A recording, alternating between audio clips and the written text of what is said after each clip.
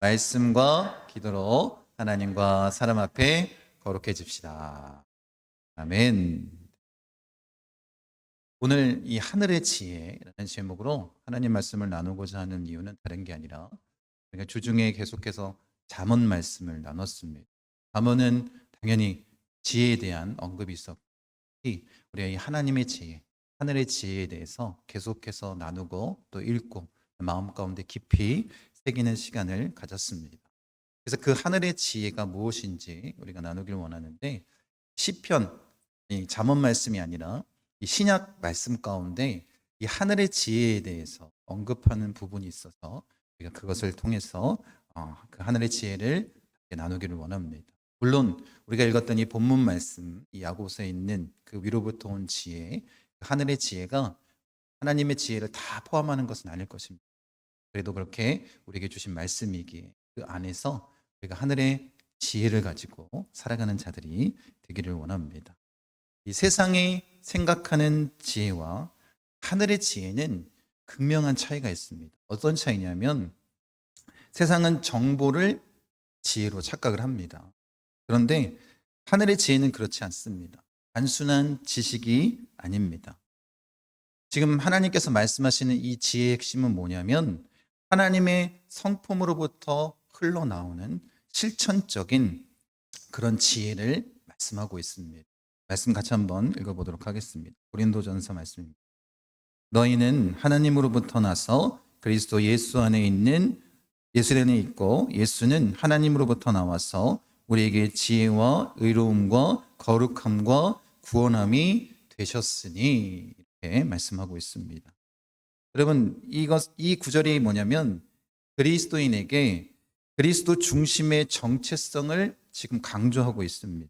그러니까 우리는 어떻게 됐다는 거예요? 우리 자격 때문에 구원받은 것이 아니라 오직 은혜로 하나님께 구원받은 것 아니겠습니까? 그러니 그 은혜로 말미암아 의롭고 거룩하고 또 지혜롭고 또 자유로운 이 구원을 경험한 자들이기에 이제 우리가 어떻게 살아야 되는가? 팀켈러 목사님은 이 구절에 대해서 이렇게 이야기하고 있습니다.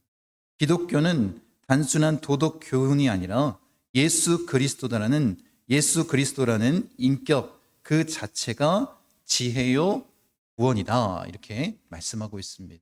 예수 그리스도의 인격 자체가 뭐라는 거예요? 우리에게 지혜고 구원이라는 거예요. 그러니까 핵심적으로 지금 우리가 하늘의 지혜에 대해서 우리가 나누고 있는데 이 하늘의 지혜는 뭘 얘기하는 거예요?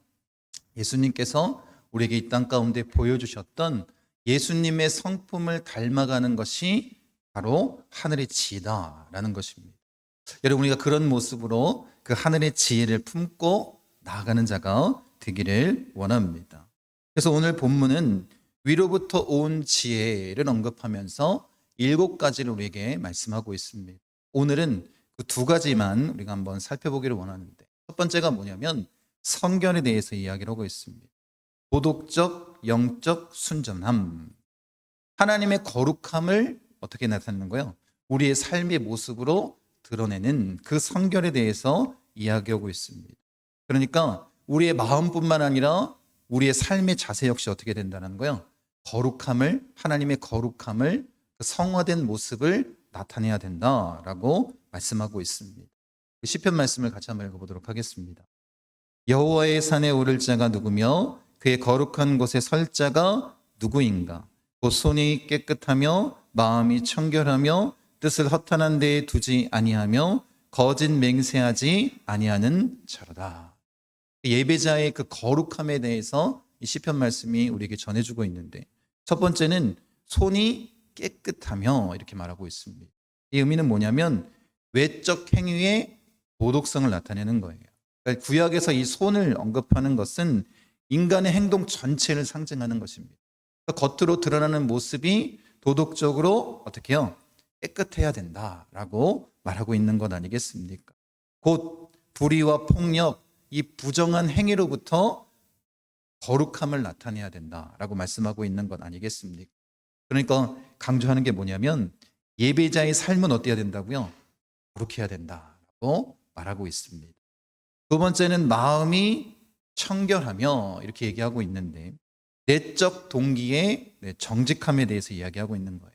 여러분, 우리가 마음에 대해서는 우리 히브리어로 많이 나눴는데, 그냥 이 감정적인 것만 얘기하는 것이 아니라 뭐 의지, 생각, 뭐 모든 것을 다, 우리가 전인적인 것을 다 포함하는 것이라고 말씀드렸습니다.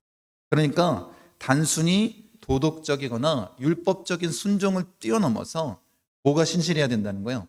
우리의 마음의 동기가 정직해야 된다는, 그게 순결해야 된다는 것입니다. 하나님 앞에서 진실하고 정직한 그 내면을 요구하고 있는 거예요. 그래서 예수님도 산상수훈 가운데 팔복을 말씀하시면서 뭐라고 말씀하세요? 마음이 청결한 자는 복이 있다라고 말씀하신 것입니다. 여러분, 이 내적인 그 동기 역시 거룩함을 나타내야 된다는 것입니다. 세 번째로 얘기하고 있는 것은 허탄한 데 뜻을 두지 아니하며, 이렇게 말하고 있는데, 이 허탄하다라는 의미는 뭐냐면 무가치한 우상을 얘기하고 있는 것입니다. 그러니까 뭘 하지 말라는 거예요? 우상 숭배를 하지 말라라고 얘기하고 있는데, 여러분, 성경에서 말하고 있는 우상은 뭐냐면 하나님 외에 우리가 신뢰하는 것에 대해서 이야기를 하고 있는 것입니다. 그러니까 여러분들이 뭐 다른 우상을 섬기지 않는다 할지라도 하나님 외에 다른 것들을 바라보고 있으면 그게 뭐라는 거예요? 그게 바로 허탄한데 뜻을 두는 것입니다. 우상을 숭배하고 있는 것입니다. 그러니까 여러분, 오직 하나님만 의지하며 거룩함으로 예배하는 자가 되길 원합니다. 네 번째로 이제 거짓 맹세하지 아니한다라고 얘기하고 있습니다. 언어의 진실성을 얘기하고 있는데, 이 맹세는 법적인 것뿐만 아니라 신앙적으로 굉장히 중요한 약속이었습니다. 유대인들에게는 그랬습니다. 또 거짓 맹세는 하나님의 이름을 욕되게 하는 것이다 라고 레위기에 분명하게 우리에게 말씀해 주고 있습니다. 율법적으로도 분명하게 우리에게 그렇게 말씀해 주고 있는 건 아니겠습니까? 그러니까 어떻게 해야 한다는 거예요? 하나님 앞에서 우리 언어의 진실됨을 드러내야 되지 않겠습니까? 근데 이것은 하나님뿐만 아니라 사람들 앞에서도 그래야 되는 건 아니겠습니까? 그래서 곧 이 말씀을 통해서 입술의 성결까지도, 거룩함까지도 우리에게 요구하신다라는 것입니다. 여러분, 그런 모습으로 우리가 설 때 하나님께서 우리의 예배를 기뻐하시지 않겠습니까? 바울도 마찬가지입니다. 고린도후서 7장 1절에 보면 그 거룩함과 성결에 대해서 우리에게 이렇게 말씀하고 있습니다. 한번 읽겠습니다. 그런즉 사랑하는 자들아, 이 약속을 가진 우리는 하나님을 두려워하는 가운데서 거룩함을 온전히 이루어 육과 영의 온갖 더러운 것에서 자신을 깨끗하게 하자, 이렇게 말씀하고 있습니다. 여러분, 그러니까 우리를 깨끗하게 하는 것, 서두에서 말씀드렸지만 복잡하게 생각하지 마시고 어떻게 하면 된다고요? 우리가 예수님의 성품을 닮아가기 위해서 노력하면 되는 것이고, 또 그런 모습으로 우리가 나아가는 것이 주님께서 기뻐하시는 삶의 모습 아니겠습니까? 그러니까 우리가 성화된 모습으로 주 앞에 서기를 원하는 거예요. 성령 하나님, 이 거룩한 영을 통해서 예수님을 닮은 성품으로 성화되어 서기를 원하는 것 아니겠습니까? 곧 우리의 전인격적인 모든 변화를 원하시는 거예요. 여러분의 외적인 모습뿐만 아니라, 내면뿐만 아니라, 여러분이 신뢰하는 것뿐만 아니라 여러분의 입술까지도 다 어떻게 해요? 변화받기를 원하시는 것 아니겠습니까? 여러분, 이 거룩은 내면에서 시작해서 우리의 모든 삶을 변화시키는 것입니다. 그러니까 여기서 말하고 있는 성결은 우리 안에서 시작해서 뭘로 나타나는 거예요? 우리의 삶의 모습으로 드러날 수밖에 없는 것입니다. 여러분, 그러니까 그리스도인의 사명은 다른 것이 아니라 이 하나님의 말씀에 순종하고 성령으로 성화받아서 어떻게 하는 거예요? 우리의 삶으로 예수님을 닮은 모습으로 나아가는 건 아니겠습니까? 여러분, 그렇게 주 앞에 서는 자가 되기를 원합니다. 여러분, 우리가 이 거룩함을 유지할 때 우리가 누구 앞에 가까이 설 수 있어요? 하나님 앞에 가까이 설 수 있습니다. 율법학자도 아닙니다. 종교를 잘 지켜 행하는 종교자들도 아닙니다. 여러분, 어떤 자들이 하나님 앞에 설 수 있냐면 묵묵히 이 거룩함을 실천하는 자, 이 거룩함을 나타내는 자, 예수님의 성품을 닮아가는 자가 주 앞에 설 수 있는 것 아니겠습니까? 여러분, 그런 모습으로 우리가 설 수 있기를 원합니다. 우리가 오직 하늘의 지혜를 통해서 그런 거룩한 모습으로 주 앞에 나아가길 원합니다.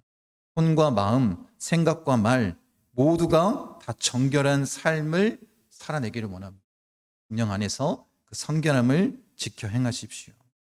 여러분 그렇게 예수님께서 본을 보여주셨고 계속해서 사도들을 통해서 그 말씀을 선포해 주셨고 우리가 지금 바울에 대해서도 이야기를 하고 있는데 바울도 마찬가지입니다.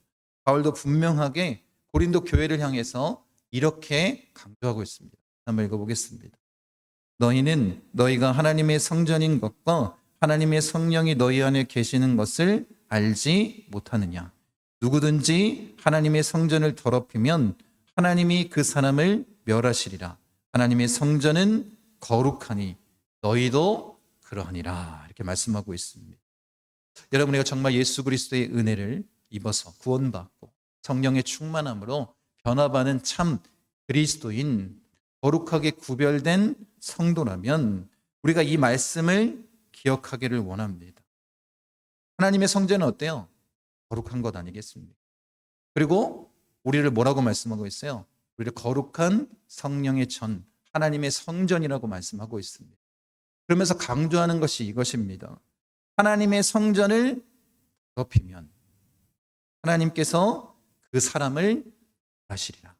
분명히 말씀하십니다. 그런데 그 성전이 누구라고요? 우리 아니겠습니까?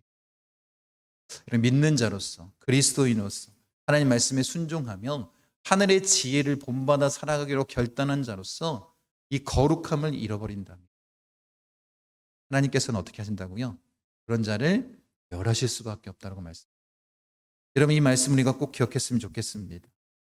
그래서 정말로 이 거룩함을 유지하여 하늘의 지혜로 하나님의 축복을 누리는 자가 되기를 원합니다. 성령 충만에 대해서 누구보다도 강력하게 우리에게 말씀을 전해주셨던 조윤기 목사님께서 단순히 이 삶의 모습이 은사 체험이나 방언, 이 기적에만 머물면 안 된다라고 강조하시면서 뭐라고 말씀하셨냐면 성령 충만은 반드시 도덕적 깨끗함과 연결된다 이렇게 말씀하셨습니다. 여러분 조윤기 목사님이 그런 강한 역사만 나타냈기에 우리가 그 은사를 더 사모하는지 모르겠습니다. 그런데 전했던 메시지는 뭐냐면 이 성령 충만함은 뭐와 연결된다는 거예요? 도덕적 깨끗함과 연결된다는 것입니다. 이 설교를 듣고 한 청년이 찾아왔습니다. 그러면서 뭐라고 물어봤냐면 이렇게 물어봤어요. 목사님, 저는 방언도 하고 예언도 하는데 왜 제 삶에는 능력이 없고 열매도 없습니까? 이렇게 물어봤습니다. 그때 목사님이 이렇게 이 청년을 진지하게 바라보면서 말씀하셨다고 합니다. 성령님은 거룩한 영이십니다. 당신이 성령을 사모한다면 그분은 당신의 마음과 삶 속에 불견한 생각, 거짓된 말, 음란한 행동까지 다 드러내고 치유하길 원하십니다. 성령 충만은 곧 거룩함으로 나타나는 것입니다. 여러분 이 도덕적인 깨끗한 삶과 이 거룩함이 없다면 아무리 능력을 많이 갖고 있어도 그것은 진실된 모습이 아니다라는 거예요. 고린도 교회가 그런 모습으로 나아간 건 아니겠습니까? 여러분 우리도 마찬가지입니다. 주여 주여 하는 자가 아니라 정말로 그 말씀에 순종하고 그 거룩함을 드러내는 자를 하나님이 인정하시는 것 아니겠습니까? 여러분이 진짜 성령의 충만한 은혜를 내길 원한다. 여러분의 삶에 이 거룩함, 성결, 예수님을 담는 성품을 드러내는 자가 되길 원합니다. 누누이 말씀드리지만 우리는 어떻다고요? 쉽게 그 마음을 잃어버리고 실패할 수 없는 존재들 아닙니까? 그렇기 때문에 뭐 하는 거예요? 서로가 서로를 위해서 중보해 주는 것이고 성령의 충만함을 간구하는 것이고 성령님을 의지할 수밖에 없는 것. 여러분 우리가 그런 모습으로 계속해서 어떤 모습? 변화된 모습, 그 성화의 과정 가운데 예수님을 닮기 위해 몸부림치는 자가 되기를 원합니다. 두 번째로 말하고 있는 하늘의 지혜는 뭐냐면 화평이라고 말씀하고 있습니다. 다툼이 아니라 평화를 이루는 그 성품에 대해서 말씀하고 있습니다. 그럼 하늘의 지혜, 샬롬에 대해서 말씀하고 있는데 이 샬롬은 단순히 분쟁이 없다라는 그런 의미가 아닙니다. 관계의 회복, 질서의 회복을 얘기하는 거예요. 그러니까 하나님 안의 평강은 이 샬롬은 뭐예요? 하나님과의 우리의 관계의 회복이고 그로 말미암아 온 세상의 질서가 바로 서는 것입니다. 그러니 분란이 있거나 다툼이 있거나 그런 어려움이 없이 사라지는 참 평안, 이 화평을 누리는 것 아니겠습니까? 여러분, 그래서 바울이 우리에게 이렇게 전하고 있습니다. 말씀 같이 한번 읽겠습니다. 할 수 있거든 너희로서는 모든 사람과 더불어 화목하라, 이렇게 말씀하고 있습니다. 여러분, 우리가 화목할 수밖에 없는 이유가 뭐냐면 그리스도인으로서 먼저 하나님과의 화목이 이제 어떻게 됐다는 거예요? 그 화목을 통해서 인간들과 또 여러분 온 우주 창조 만물들과 이 화목함으로 나타날 수밖에 없다라는 것입니다. 그래서 로마서 5장 1절에 분명히 뭐라고 얘기하고 있냐면 우리 주 예수 그리스도 말미암아 하나님과 화평을 누리자라고 얘기하고 있습니다. 그 구원의 은혜를 통해서 이제 어떻게 됐다는 거예요? 우리는 하나님과 이미 화평을 누린 자가 되었다는 거예요. 그러면서 12장에 넘어와서 뭐라고 얘기하고 있냐면 우리가 어떻게 된다는 거예요? 할 수 있거든 화목해야 된다. 화평을 이루어야 된다라고 말하고 있는 것 아니겠습니까? 여러분, 그래서 이 평화는 선택이 아니라 책임입니다.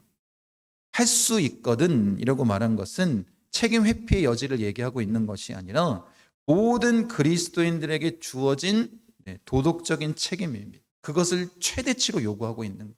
그러니까 어떻게 하라는 거예요? 무슨 일이 있든지 간에 우리는 화목해야 된다라는 거예요. 왜요? 하나님과 우리가 화목되었기 때문에. 그렇게 강조하고 있는 건 아니겠습니까?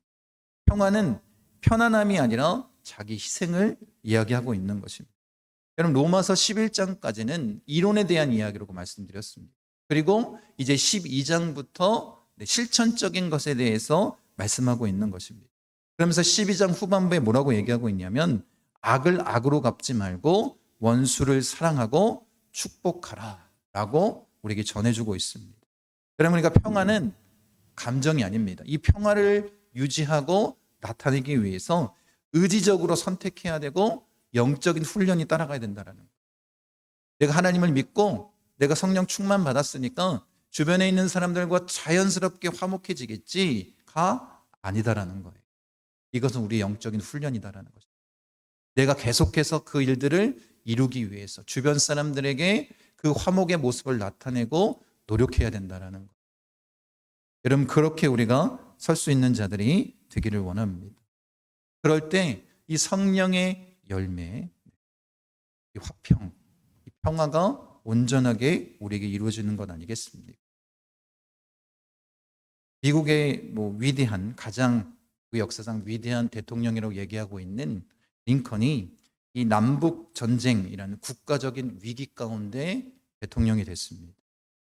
그리고 이제 그 내각들을 세우는데 그냥 자기 편에 있었던 사람들만 세운 것이 아니라 자기를 대적하는 정적들을 세우기 시작했습니다. 그중에 대표적인 사람이 에드윈 스탠턴이라는 사람입니다. 이 사람은 언론가였고 나중에 링컨의 전쟁부 장관, 오늘날로 얘기하면 국방장관이 됐던 사람입니다.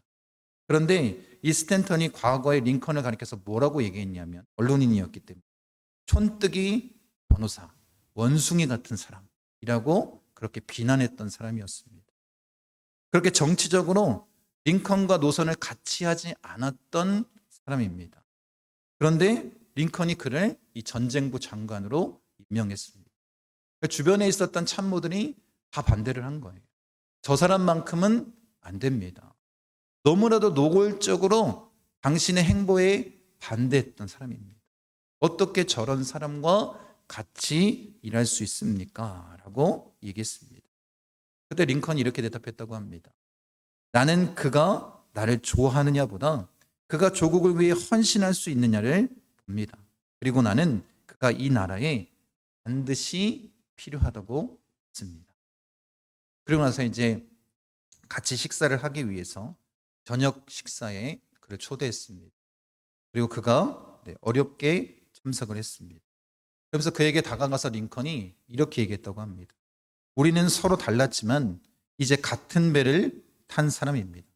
함께 나라를 살려야 하지 않겠습니까? 그때 이 스탠턴의 마음이 바뀌기 시작했다는 것입니다.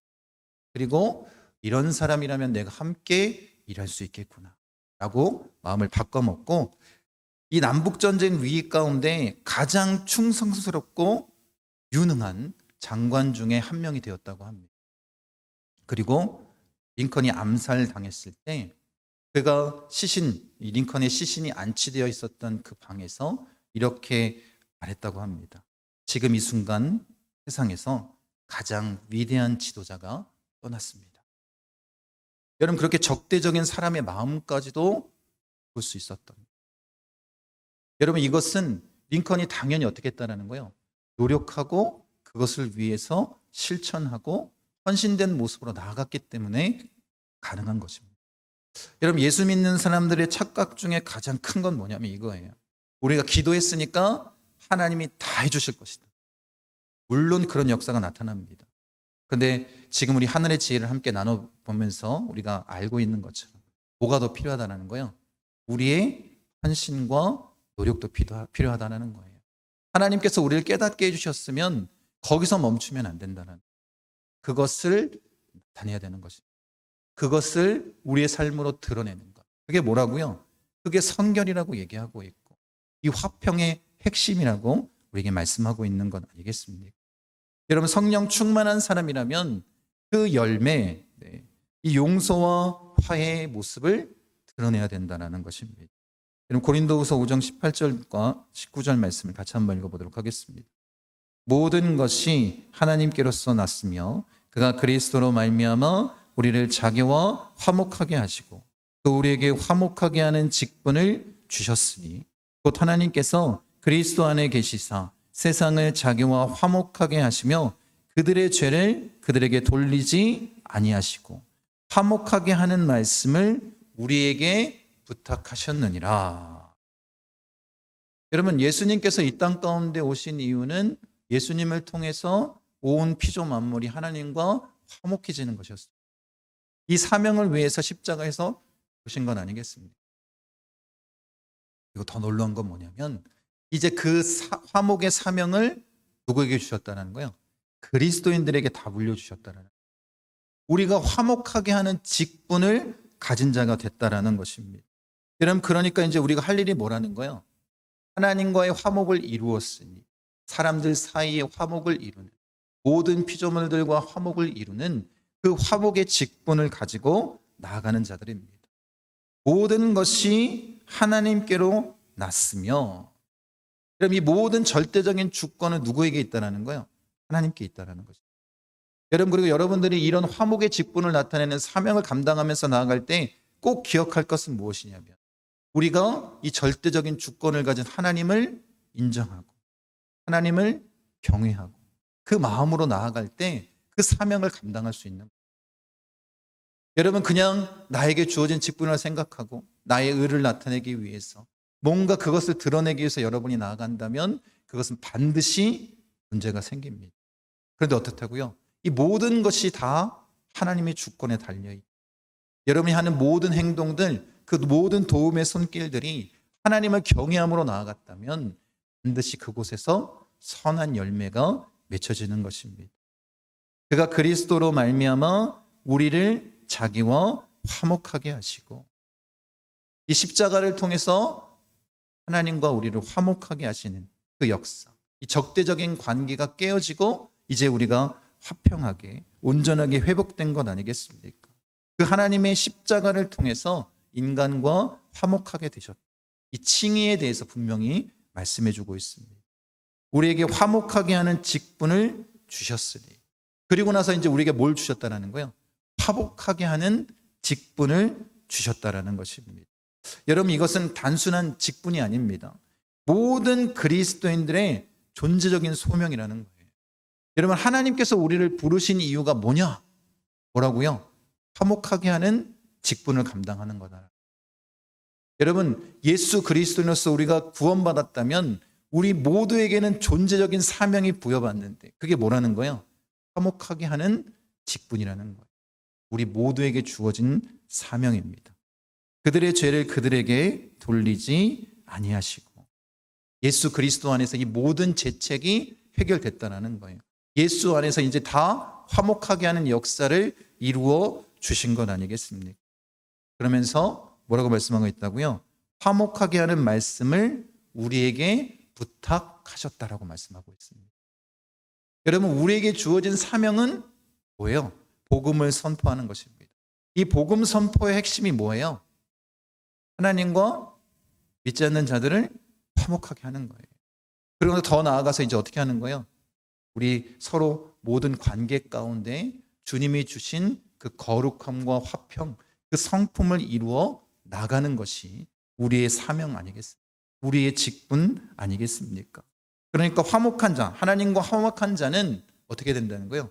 사람들과도 화목해야 되는 거예요. 그걸 하나님께서 우리에게 원하시고 이것이 하늘의 지혜다라고 말씀하십니다. 여러분, 원수를 사랑하고 내가 정말 사랑할 수 없는 사람들까지도 품어주는 것이 그리스도인 아니겠습니까? 그래서 그 길이 쉬운 거예요, 어려운 거예요? 어려운 거예요. 바울은 그래서 원수 갚는 것은 누구한테 있다고요? 하나님께 있다라고 고백하게 만든 것 아니겠습니까? 여러분, 우리가 할 수 없습니다. 그러니 하나님께 의지하고 또 우리가 의지적으로 그것들을 나타내기 위해서 훈련하고 노력하고 나아갈 때 하나님이 우리에게 허락하신 이 화목, 구원의 은혜로 이 모든 깨어졌던 관계, 죄로 허물어졌던 그 모든 것들이 회복되어지는 역사를 누리게 되는 것 아니겠습니까?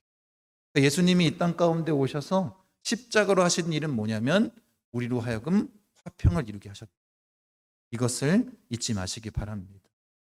여러분, 주님이 우리에게 원하시는 게 뭐라고요? 모든 사람과 더불어서 화평을 이루는 것입니다.